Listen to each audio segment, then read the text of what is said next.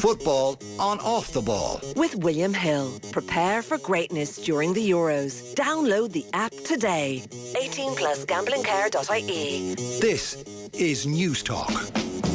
Yeah, welcome back to Thursdays Off the Ball. Nathan with you this evening, joined in studio by presenter of the Koi Gig podcast, Kathleen McNamee. How are you? I'm doing good, Nathan.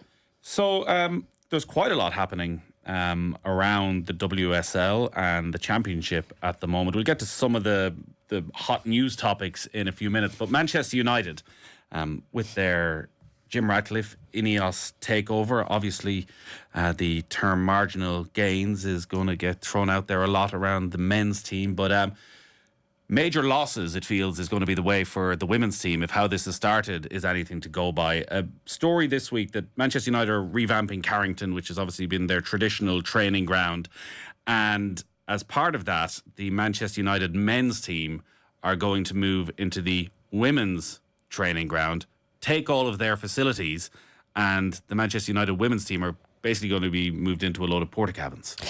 Basically, yes. So they moved into this new state-of-the-art, I think, £10 million training facility at the start of last season. So haven't even really been in it all that long. You know, they're just making themselves cozy at the moment, making it feel like home.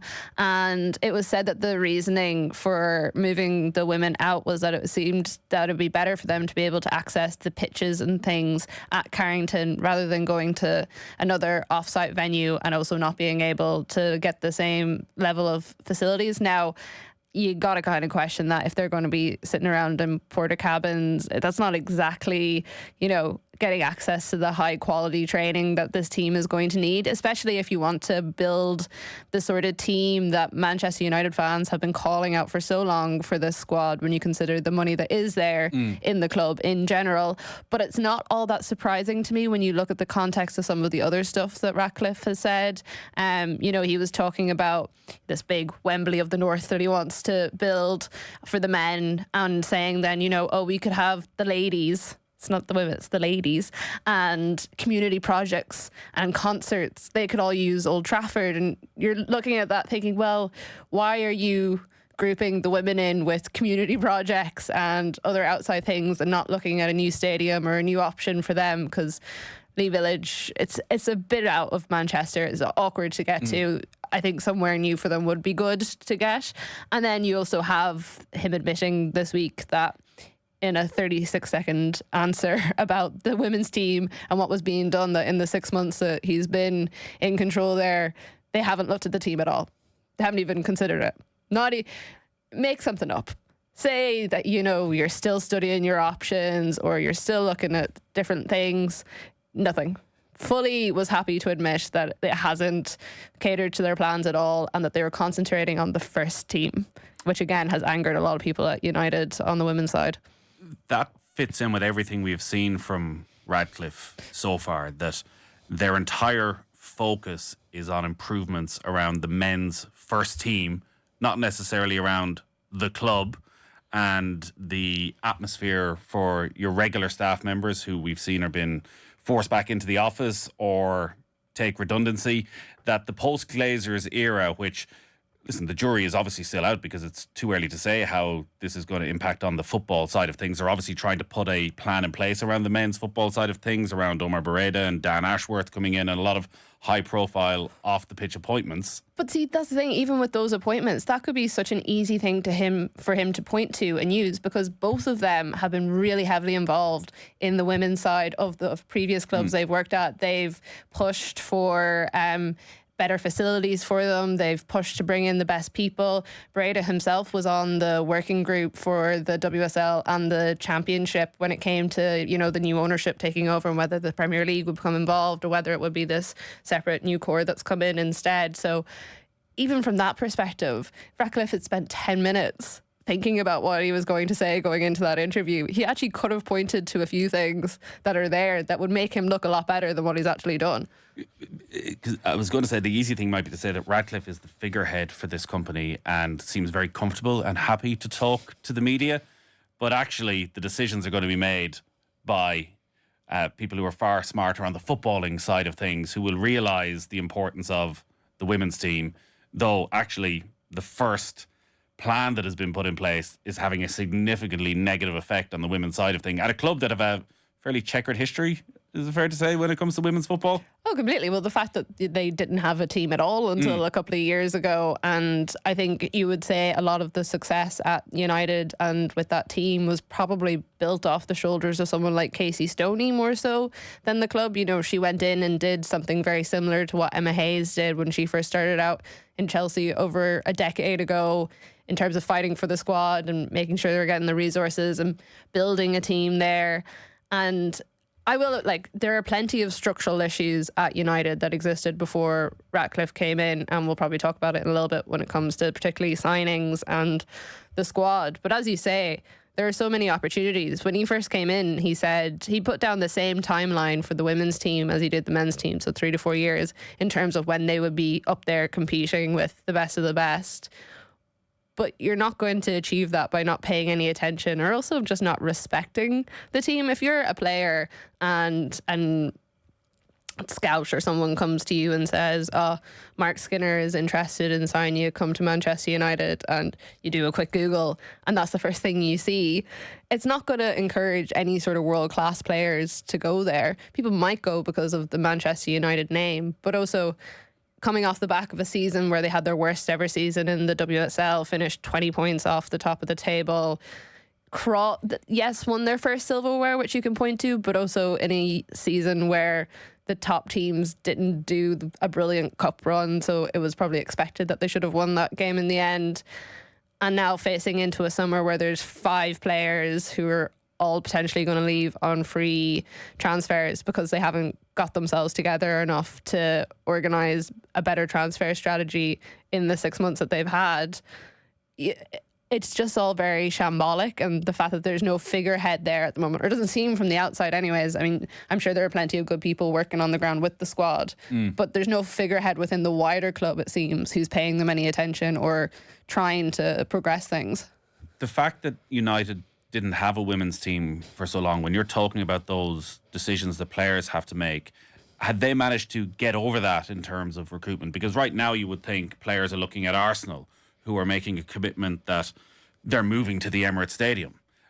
You look at Manchester City, who are light years ahead, who have it feels at times, perfectly sized stadium, but also have use of the Etihad and have put in place a brilliant facility on that Etihad campus for the women's team, clearly have an investment going in as well in terms of the players they want, and Chelsea, who have the tradition. Have Manchester United been able to close that gap over the last couple of years? I would have said before this season that they were getting there and that you could see that trajectory happening a little bit more, but losing Russo in the form that they did last summer, so she basically wanted to stay at United, or was open to the option anyways, but they took so long agreeing a contract with her, came to the table with a contract that didn't have some of the details that they had shaken hands on before, and it was also a lot lower than what was being offered elsewhere. So she said, well, I'm not doing this. I'm going to Arsenal and I'm going to play in the Emirates and I'm going to have those big European nights that you get the opportunity to do.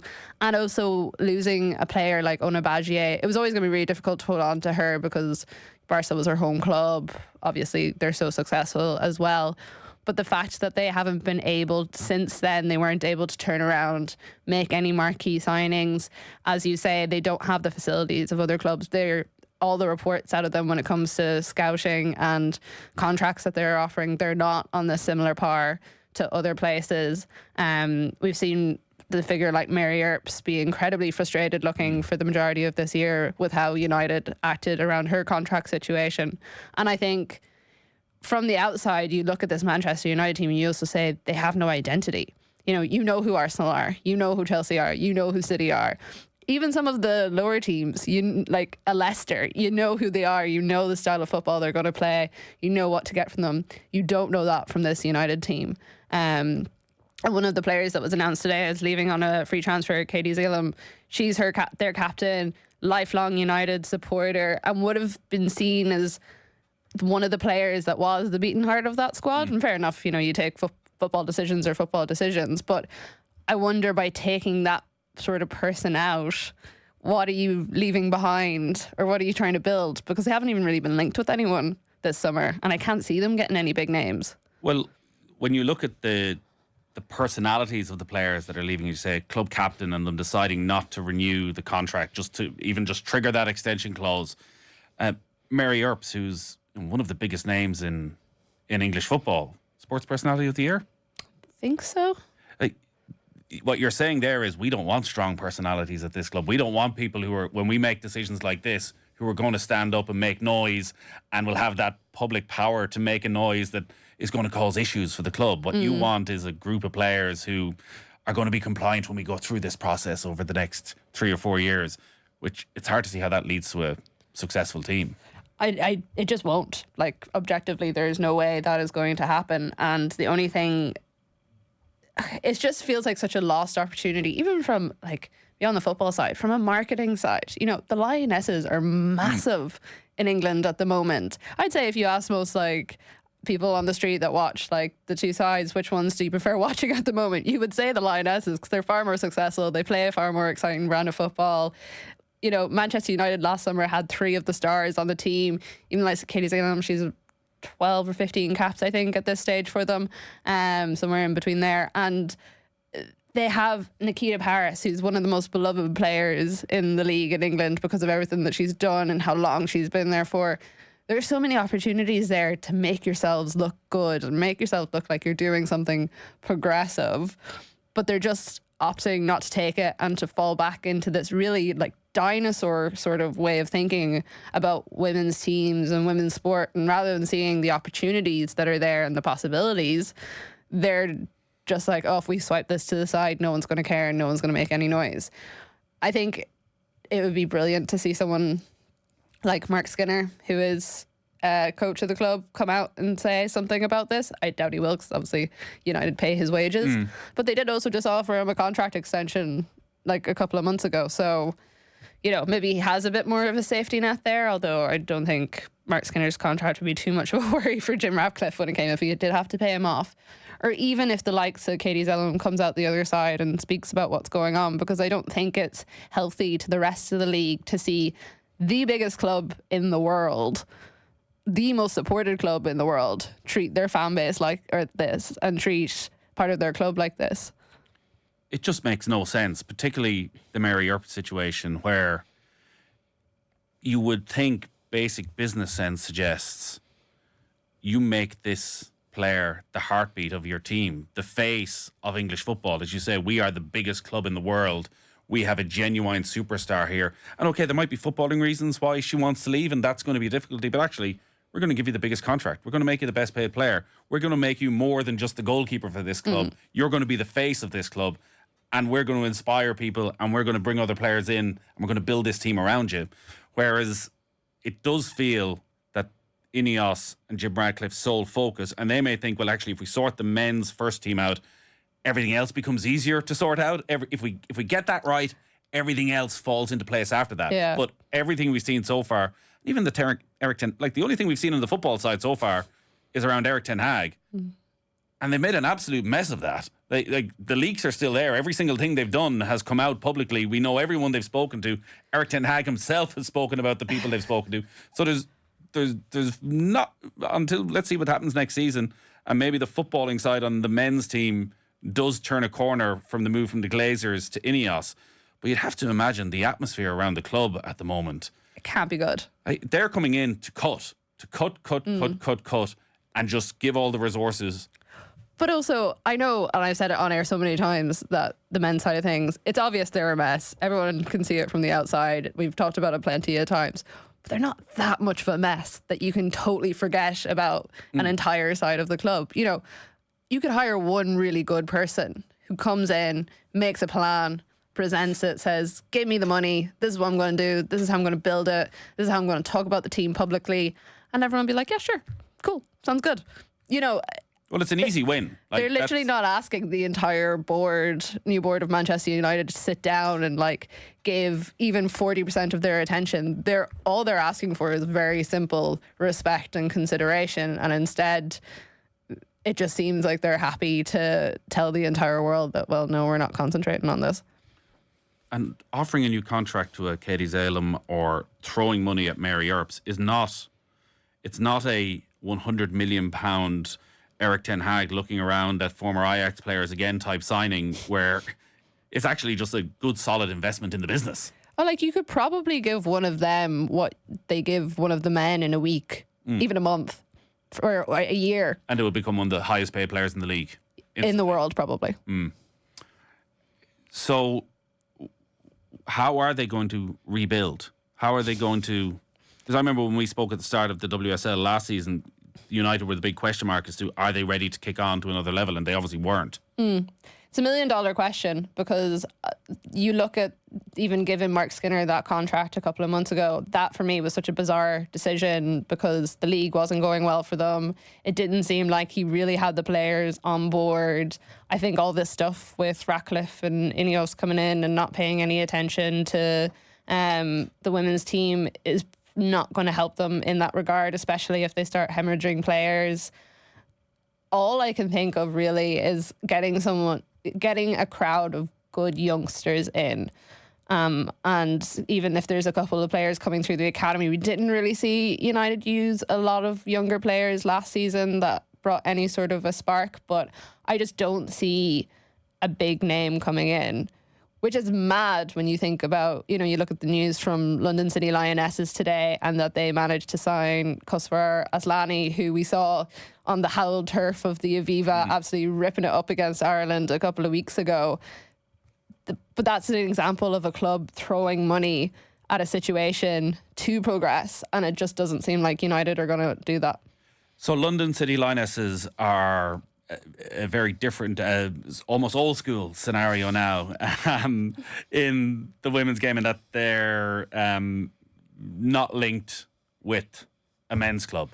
And they're a championship side, so they're second tier, but they obviously have a lot of investment coming. So where's that money coming from, and what are they going to do over the next few years? So it's coming from Michelle Kang, who is a businesswoman, and she first started out in football around the time that all the allegations were coming out in the NWSL against certain coaches, against certain people in the hierarchy. And she bought a club over there, threw a load of money at it. They automatically started getting some success. They haven't really been able to continue it. Then similar allegations came out. Now, it was more of impropriety and bullying in Lyon, and the owner there sold up. She bought the club there, just the women's division of it. I think the men's division is still owned by different ownership. And then she has come in now I think she actually has bought another club in Italy as well. And now she's come in and bought London City Lionesses. And her whole thing is about making this global brand. It's not that dissimilar to what, the City Group or something does, where they go around and they buy up different clubs and different leagues, and they use that to kind of feed each other and make them more successful. But she just seems to have a never-ending supply of money to throw into these clubs, and does it pretty immediately. She only bought London City, I think, at the end of last year, and she brought in some great coaches initially. We didn't really see it on the player side. Obviously, there's great Irish interest in London City. We have quite a few players over there. And then today it was announced in what was like a pretty bombshell announcement that PSG's coach, Jocelyn Prischer, who has done an incredible job at bringing PSG to the point where Lyon were just all dominant, and now every year there is actually a bit of a title race between the two of them, and they've had some incredible battles over the last couple of seasons. Again, the sort of team that you expect to go to the semi-finals, if not the finals of the Champions League. He's coming in. Aslani is coming in as well to play with the team. They've bought the training ground that they were using, and she's also got a sharing agreement with Bromley FC, so they're going to have a better place to play their games in next season. There's going to be higher attendances. But to have that quality of manager and player at championship level is totally mind-blowing to me. It's like, I don't know, Pochettino or something going to play or to manage in the championship and bringing one of his PSG stars with him. It's just not something you expect at all. But clearly she has laid out a roadmap to these people and said, well, this is where we're going. Do you want to hop on the ride early and come with me? And I mean, like, they were pretty close to promotion last year, so it wouldn't be too surprising if they did manage to get up next year. But Well, hopefully the Irish contingent are still on the bus for the journey. So you've Rusha Littlejohn is there, Megan Campbell was there last season, Yeah. Niamh Farrelly, Grace Maloney. Yeah, there's a strong contingent there. None of the Irish players were on the release list, so I think it's probably pretty safe to say that they're all going to be there next season. If their contracts, I don't think any of their contracts are up over the summer. Feels like there's a lot of big deals happening or about to happen. I see Lucy Bronze is Potentially going to Chelsea. okay. So she's definitely leaving Barcelona. That was announced this morning. And then Tom Garry in The Guardian was reporting that Chelsea are the main contenders at the moment, but she could also go somewhere else. Ciara Walsh, who is also at Barcelona, talks that she might be joining Arsenal, which is a very interesting one because you wouldn't say that that sort of creative midfielder is necessarily the player that Arsenal need. With Miedema going and Blackstenia is still hitting her stride and Russo just not quite maybe scored in or batting in the goals that she was in previous seasons. You would think that was probably more where they need to look, and also shoring themselves up a little bit more defensively. But I also wouldn't say no to taking her if she did come over. So that would be a pretty big one for them too. Any potential Irish moves? Denise O'Sullivan gone quiet? I think so. Don't go to Manchester United, I think, is the message. That's probably it. Well, because she's in season at the moment, so I reckon if she was to make a move, it would be in January to come across once their season ends, like that kind of November. November, I think, is when the season ends, and then the transfer window is open 1st of January. All right. So a lot going on. Ireland squad's going to be announced Wednesday. 10 a.m. That game against England in Norwich is just a few weeks away. So July 12th. And then also tickets on sale at the moment for Parc y Cuivre the following week Yes. against France, which is going to be fun. Never been to Parc y Cuivre before, so What? Oh my God. very far away from Sligo. That's true. It's not Sligo, not a hurling heartland, but sure, you try your best. It'll be a brilliant occasion. I said the last couple of games at the Aviva, even I think the atmosphere has sort of changed. There's a real sense of expectation around the team. So if you get a chance to go to Páirc Uí Chaoimh, I think I'd imagine that people down in Cork will be out in numbers. So get your tickets now. Yeah, no, so there'll be no Kenny McCabe for the first game, Yes. so she'll be fresh, hopefully, by the time that game comes around. Well, she's enjoying her holidays anyways. That's the main thing. I know, she's all over the place. Some life these footballers have. Kathleen McNamee, great stuff as always. Thank you very much. Football on off the ball. With William Hill. Prepare for greatness during the Euros. Download the app today. 18 plus gamblingcare.ie. This is News Talk.